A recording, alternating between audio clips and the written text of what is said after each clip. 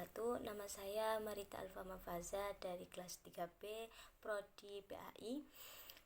Di sini saya akan mempresentasikan materi model dan strategi PM untuk memenuhi tugas dari dosen pengampu Dr. Ahmad Ikhwanul Muttaqin MPDI yang berjudul Perbedaan Pendekatan Model, Strategi, Metode, dan Teknik Pembelajaran. Dalam kegiatan belajar mengajar, guru perlu memilih pendekatan, model, strategi, metode, dan teknik pembelajaran yang tepat untuk mencapai tujuan pembelajaran. Pembelajaran adalah suatu proses yang kompleks dan memerlukan banyak strategi, model, dan teknik untuk mencapai tujuan pembelajaran yang efektif dan efisien.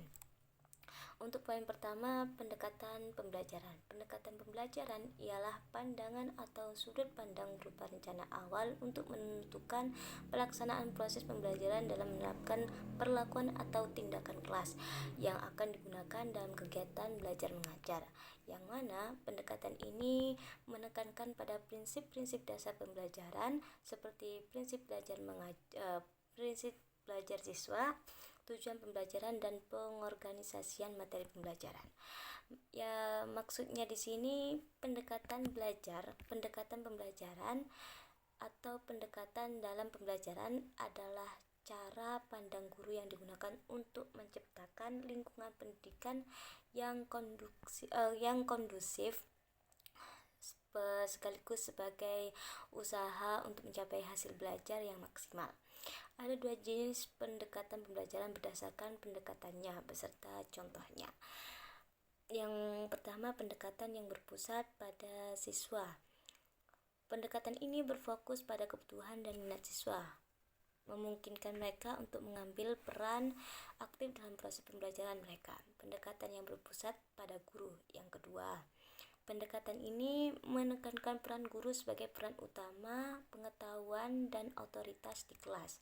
Contoh dan beberapa jenis pendekatan pembelajaran, yakni pendekatan kontekstual, yang mana pendekatan ini menekankan pentingnya menghubungkan materi pembelajaran dengan konteks kehidupan sehari-hari siswa. Tujuannya adalah agar siswa dapat memahami dan mengaplikasikan pengetahuan yang mereka peroleh dalam situasi nyata. Selanjutnya, pendekatan konstruktivisme. Pendekatan ini lebih menekankan pada tingkat kreativitas siswa dalam menyalurkan ide-ide baru yang bisa diperlukan bagi pengembangan diri siswa yang didasarkan pada pengetahuan. Selanjutnya, pendekatan pemecahan masalah, di mana pendekatan ini mendorong siswa untuk menggunakan pengetahuan dan kemampuan yang dimiliki untuk memecahkan suatu permasalahan. Yang keempat, pendekatan deduktif. Pendekatan ini dimulai dengan memberikan konsep umum atau prinsip, kemudian diterapkan pada situasi khusus. Pendekatan induktif. Pendekatan ini merupakan kebalikannya dari pendekatan deduktif, di mana pembelajaran dimulai dengan penyajian keadaan khusus yang kemudian digeneralisasikan. Pendekatan behavioristik. Pendekatan ini menekankan pada penggunaan penguatan atau hukuman untuk membentuk perilaku siswa. Yang selanjutnya, pendekatan humanistik. Pendekatan ini menekankan pada pengembangan potensi siswa secara menyeluruh, baik secara fisik, emosional, maupun intelektual. Pendekatan kognitif. Pendekatan ini menekankan pada pengembangan kemampuan berpikir siswa, termasuk kemampuan mengingat, memahami, dan menerapkan informasi. Yang terakhir, pendekatan konvergen. Pendekatan ini menekankan pada pengembangan kemampuan berpikir siswa, kritis dan kreatif siswa. Setiap jenis pendekatan dalam pembelajaran tersebut memiliki karakteristik masing-masing. Pendekatan pembelajaran dilakukan dengan melihat apa yang menjadi kebutuhan siswa sehingga mereka lebih mudah menerima dan menyerap pembelajaran. Poin yang kedua, model pembelajaran. Pada dasarnya bentuk pembelajaran yang digambarkan dari awal hingga akhir dan disajikan secara menyeluruh oleh guru. Dengan kata lain, model pembelajaran merupakan bungkus atau bingkai dari penerapan pendekatan, metode, dan teknik pembelajaran tertentu. Namun, istilah model pembelajaran sering dikaitkan dengan strategi pembelajaran. Beberapa contoh model pembelajaran. Yang pertama, discovery learning. Tidak seperti guru yang mengajarkan langsung, model ini mendorong siswa untuk menjadi pembelajar yang aktif dan bertanggung jawab atas pembelajaran mereka sendiri. Yang kedua, pembelajaran langsung. Model ini melibatkan guru yang secara langsung memberikan informasi atau keterampilan kepada siswa yang bermanfaat untuk mengajarkan pengetahuan dan keterampilan dasar. Yang ketiga, pembelajaran saintifik. Model ini melibatkan observasi, pertanyaan, pengumpulan data, analisis data, dan menarik kesimpulan untuk membantu siswa menerapkan metode ilmiah untuk memecahkan masalah. Yang keempat, pembelajaran berbasis masalah. Model ini melibatkan siswa dalam proyek atau masalah yang mengharuskan mereka menggunakan pengetahuan dan keterampilan mereka untuk memecahkan masalah dunia nyata. Ini meningkatkan keterampilan pemecahan masalah dan pemikiran kritis. Yang kelima, pembelajaran kooperatif. Model ini melibatkan siswa bekerja sama dalam kelompok kecil untuk mencapai tujuan bersama. Ini adalah pendekatan yang bermanfaat untuk meningkatkan kemampuan komunikasi dan kerja tim. Yang terakhir, model ini melibatkan siswa. Model ini melibatkan siswa melakukan eksperimen atau penyelidikan untuk mempelajari konsep atau fenomena tertentu. Ini membantu siswa belajar berinkuiri ilmiah.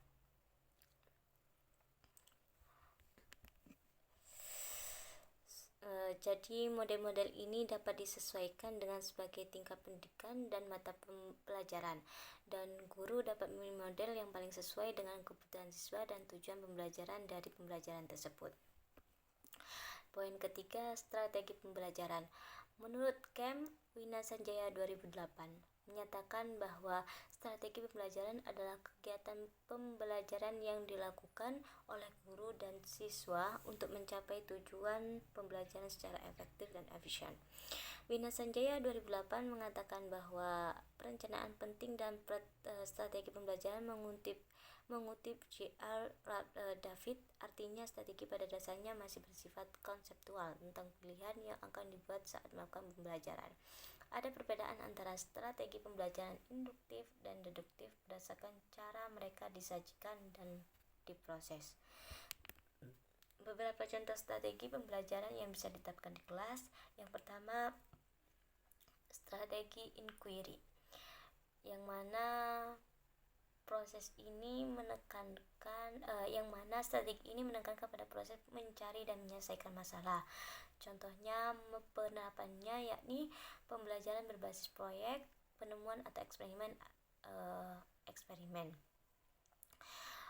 Yang kedua, strategi expository, mendorong siswa untuk menggunakan pengetahuan dan kemampuan yang dimiliki untuk memecahkan suatu permasalahan. Contoh penerapannya adalah studi kasus, simulasi, atau permainan peran. Yang ketiga, strategi pembelajaran berbasis masalah, membantu siswa memecahkan masalah dengan menggunakan pengetahuan dan kemampuan mereka. Yang keempat, strategi diskusi, memberikan kesempatan pada siswa untuk berdiskusi dan berbagi pendapat dengan teman sekelas. Contoh penerapannya adalah diskusi kelompok, debat, atau forum. Yang kelima, strategi kolaboratif, mendorong siswa untuk bekerja sama dalam kelompok untuk untuk mencapai tujuan pembelajaran. Contoh penerapannya yakni proyek kelompok, presentasi kelompok, atau penugasan kelompok. Yang keenam, strategi pembelajaran kontekstual, menghubungkan materi pembelajaran dengan konteks kehidupan sehari-hari siswa. Yang ketujuh, strategi pembelajaran saintifik, memotivasi siswa untuk berpartisipasi secara aktif dalam proses pembelajaran yang terstruktur dan terarah. Modelnya termasuk pembelajaran berbasis penemuan, pembelajaran berbasis proyek, dan pembelajaran berbasis eksperimen. Yang terakhir, strategi pembelajaran aktif, pembelajaran berbasis nilai, pembelajaran berbasis kecerdasan emosional, atau pembelajaran berbasis pengembangan diri dapat digunakan untuk meningkatkan sifat siswa seperti tanggung jawab, kerjasama, disiplin, komitmen, percaya diri, jujur, menghargai pendapat orang lain, dan kemampuan pengendalian diri. Jadi setiap strategi pembelajaran memiliki kelebihan dan kekurangan masing-masing, sehingga guru atau pendidik perlu memilih strategi yang tepat untuk mencapai tujuan pembelajaran yang diinginkan.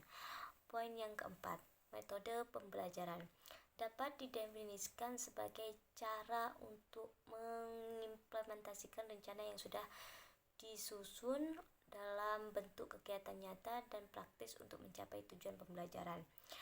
Sebelum memilih metode pembelajaran, guru harus mempertimbangkan hal-hal berikut, yakni tujuan pembelajaran, perbedaan individu siswa, kemampuan guru, bahan pembelajaran atau bahan pelajaran, situasi kelas, kelebihan dan kelemahan metode, dan ketersediaan fasilitas. Contoh metode pembelajaran yang bisa diterapkan. Yang pertama, ceramah. Metode ini berpusat pada pendidik. Dengan peserta didik duduk dengan tenang dan mendengarkan penjelasan materi. Pendidik juga memberikan tugas yang harus dilakukan oleh peserta didik. Yang kedua, diskusi. Metode ini melibatkan interaksi antara pendidik dan peserta didik, di mana peserta didik diajak untuk berpartisipasi aktif dalam berbagi ide, pendapat, dan pemahamannya tentang suatu topik. Yang ketiga, demonstrasi. Untuk menjelaskan suatu ide atau proses, metode ini menggunakan contoh nyata atau simulasi, di mana pendidik akan menunjukkan bagaimana suatu hal dilakukan dan peserta didik dapat melihat dan memahami proses. Yang keempat, tanya jawab. Dengan menggunakan pertanyaan dan jawaban, pendekatan ini memungkinkan siswa berinteraksi dengan guru dan membangun kemampuan pemecahan masalah dan pemikiran kritis. Yang kelima, eksperimen. Metode ini memberikan peserta didik kesempatan untuk melakukan percobaan yang dapat dilakukan secara individu atau dalam kelompok dengan menggunakan alat dan tempat yang telah diterapkan. Yang keenam, karya wisata, di mana metode ini melibatkan kunjungan ke tempat-tempat tertentu yang terkait dengan materi pembelajaran. Selama kunjungan, siswa dapat belajar langsung dari pengalaman mereka. Yang ketujuh, resitasi. Metode ini melibatkan peserta didik dalam membaca, menghafal, dan mengulang kembali apa yang telah mereka pelajari. Ini dapat membantu pemahaman peserta didik tentang suatu topik. Yang kedelapan, pengasan. Metode ini melibatkan pemberian tugas kepada siswa untuk bekerja di luar kelas. Ini dapat berupa proyek, presentasi, atau penelitian yang berkaitan dengan pelajaran. Yang kesembilan, kolaboratif. Metode ini melibatkan siswa bekerja sama dalam kelompok untuk mencapai tujuan pembelajaran. Peserta didik bekerja sama untuk memecahkan masalah, berbagi ide, dan membantu satu sama lain memahami apa yang mereka pelajari. Yang terakhir, simulasi. Metode ini menggunakan permainan atau situasi yang dibuat secara buatan untuk meniru situasi nyata. Ini memberikan siswa kesempatan untuk belajar dalam lingkungan aman dan terkendali. Untuk poin yang selanjutnya, poin terakhir, teknik pembelajaran. Teknik sendiri dapat diklasifikasikan sebagai cara seseorang menerapkan strategi tertentu. Misalkan ada kelas metode ceramah akan membutuhkan pendekatan yang berbeda secara teknis. Contoh dalam strategi teknik pembelajaran, brainstorming. Teknik ini melibatkan siswa menghasilkan ide dan solusi terhadap suatu masalah dalam kelompok. Yang kedua, studi khusus. Teknik ini melibatkan siswa menganalisis skenario kehidupan nyata untuk memahami bagaimana konsep atau teori tertentu diterapkan dalam praktek.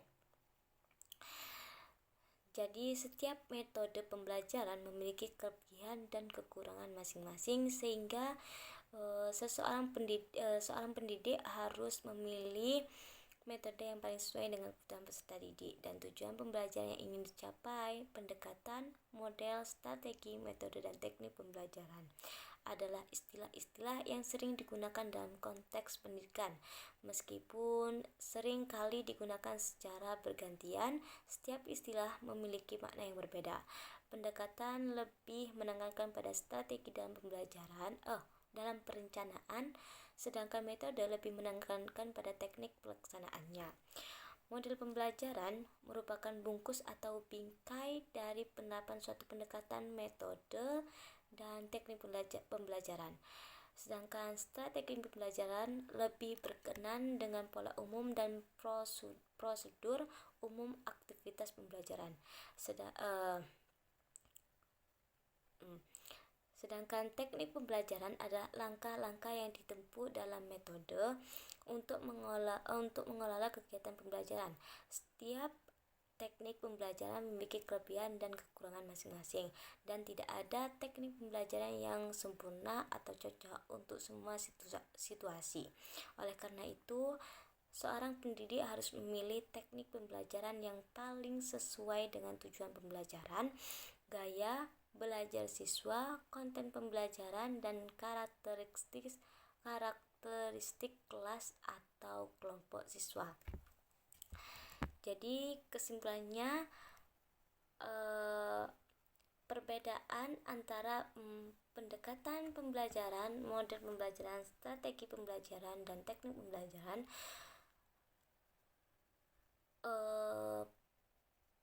perbedaan itu tidak terlalu begitu tegas, karena semua istilah merupakan satu kesatuan yang saling menunjang untuk melaksanakan proses pembelajaran. Jadi model pembelajaran adalah pembungkus proses pembelajaran yang di dalamnya ada pendekatan, strategi, metode, dan teknik. Sekian presentasi dari saya. Mohon maaf apabila ada kesalahpahaman kata. Terima kasih. Wassalamualaikum warahmatullahi wabarakatuh.